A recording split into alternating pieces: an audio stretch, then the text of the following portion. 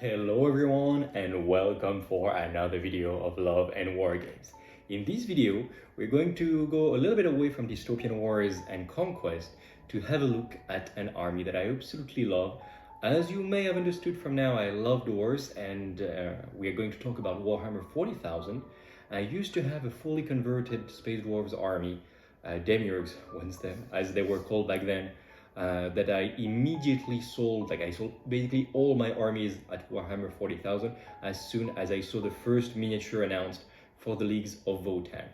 And I did receive little by little some reinforcements, and now my collection starts to be a little bit big, let's say. I'm still waiting for the last Hearthguards, for example, so I can really max all the squads. Also some Thunderkyns are coming, and of course the Hekaton Land Fortress, but that might take some months still because I get them all pro-painted from Derek's work. You will have the link in the description. Amazing painter. Go there, but maybe not to right now because I still have a lot of things to make in paint. And I wanted to take this opportunity to show you around what is there. We'll make a little model reviews of the Votann. I'm not gonna tell you how they play, but especially there are quite a few conversions that you might see already from far away, and we're gonna have a quick look. I just wanted to share with you this amazing army. I love all the models. Have a look how they're painted, how they're converted, and I just wanted to share this with you. I put them out just before tournament, and I took some pictures, and I was like, why not make a little videos to share my passion of the Leagues of Votann with you. A little spoiler, there will be soon, the recording will be in December, so it'll probably be published in January, February. There will be a 3,000 points battle report featuring my Votann, so basically all you see that plus more against whomever will be available to play back then. So without further ado, let's take a closer look at each of them. All right, I will take out the massive unzoom, so you will not see everything all at once, but let's have a look at what we have. And first, the first thing that I can share with you is going to be, I'll just randomly take three, the humble Hearthkyn Warriors. And this is really what made me fall in love with the Leagues of Votann straight away. I just love this aesthetic. This guy, well, you can see the whole color scheme with this. It's just a basic guy, it costs what, 10 points now per model, so you really have hordes of them, but you really have the opportunity to make them so beautiful. So that is what I did, and yeah. So the name of this army is the Chrono-Orbital Cabal, and you might recognize from which video game it comes, between them being called the Cabal and this color scheme. I will just show you another, let's say this guy and this guy, because I just want to share the amazing painting work of Derek's work on those guys with a little light inside. So this is a N7 missile launcher. I know it's called a L7, but I will call it N7 because I love Mass Effect. And some of them are what they call Hearthkyns, and I love this concept. They are basically AI, like robots, but they're just integrated in society as anyone else. Very much like what there is in The Creator, which is right now in the movies. Amazing sci-fi movie. Some plot holes, but everything else, like the music, the images, the scenes, everything is so cool. Script could have been better, but if you didn't watch it, go and have a look right now. You deserve to watch it in the good condition with the good music and the good images. Don't watch it on Netflix on a small screen. Anyway, rambling about The Creator apart, that is what we've got. Just look at this guy. It looks amazing, straight out of an artwork. I will just zoom in so you can maybe see a little bit better if it wants to focus, right? But this is the basic warrior. No, it doesn't want to focus. Yes, it does. This is just the basic warrior, the lowest of the low for the Hearthkyn, and just look how cool you can make it.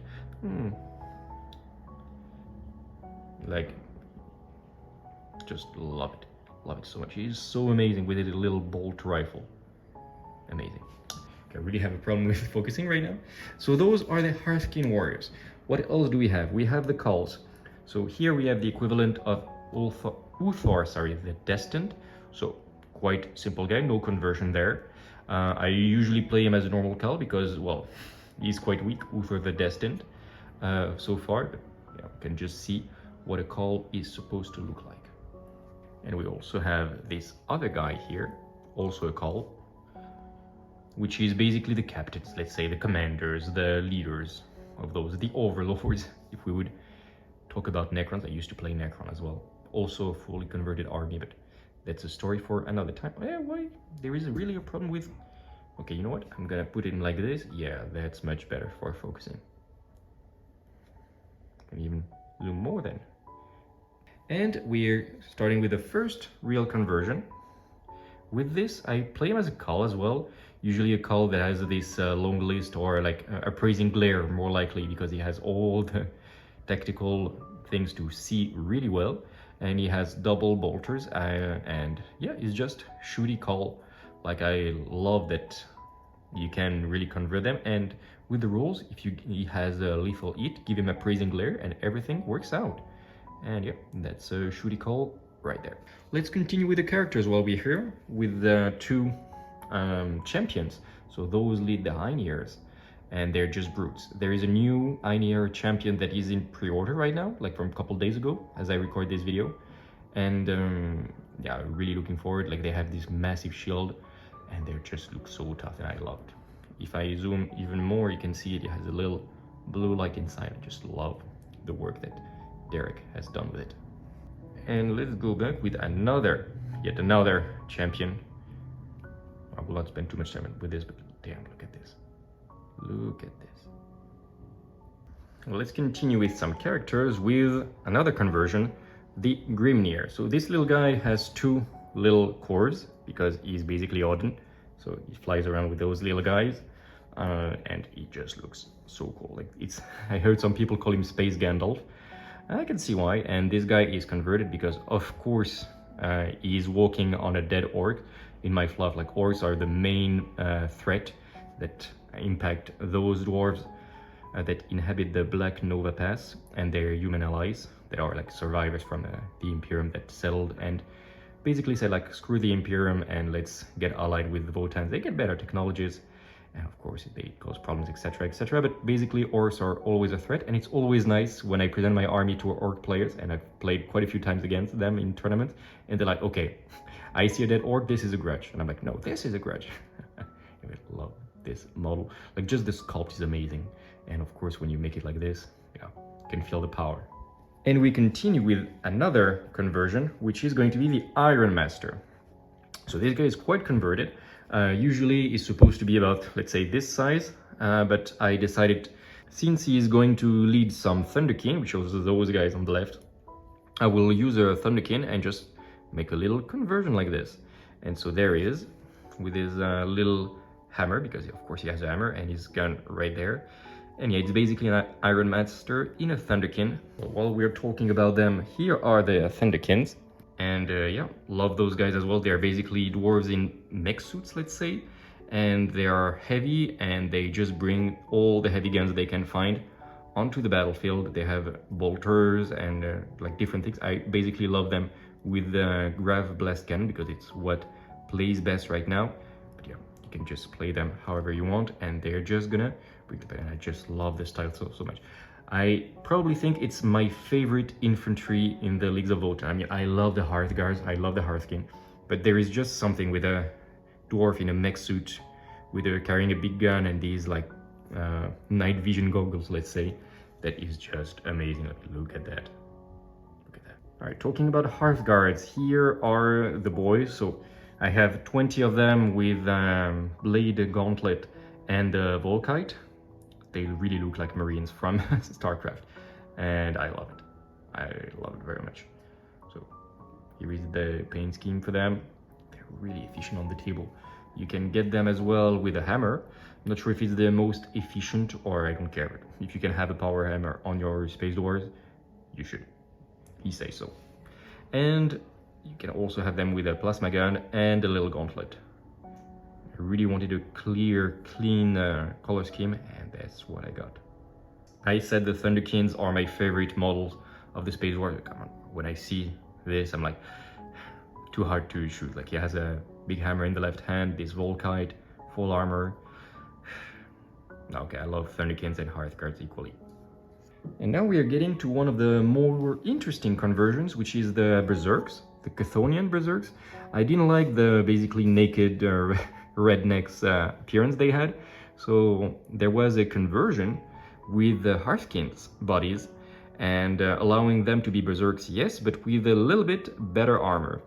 So here they are, some of them with hammers, some of them with axes, and yeah, I just wanted them to have as much as possible some armor on the torso and not just be running around naked. So yes, they do have 6+ armor only, even though I changed the armor, of course. But yeah, I don't like my space dwarves to run around half naked. Yeah, but it's my opinion, of course. If you like naked berserkers, good for you. But yeah, I think they look so much better like this. This guy, I used a call as a body to transform it into a sergeant for a berserk squad with axes. But yeah, my opinion again, but they look so much better with armor. Of course. Like, my opinion, but there is no question in my mind. We continue with the Hearthkyn Pioneers. So these bike riders, I was really not sure I would like them when they were first announced, but now that I have them under the hand, they do look thick as a proper dwarf vehicle should be. Like, I was like, yeah, I don't like bikers, what the hell? In general, like, I don't like them with Space Marines, I don't like them in any game system, like, why? But here, they do look proper, like, tough. Yes, it's maybe not the best thing, but they look like they can handle a little bit of firepower, so I like them. Of course, a little light on the ground because they're flying, obviously. And yeah, when you see them like this with the big guns and stuff, I'm like, okay, fine, I like them. And now they quickly became one of my favorite units for the Leagues of Votann. I say this, but they're basically all my favorite units, but I thought the Pioneers would be the one that I'm not a huge fan of. And in the end, yeah, they're just as good as anyone else. And look at this.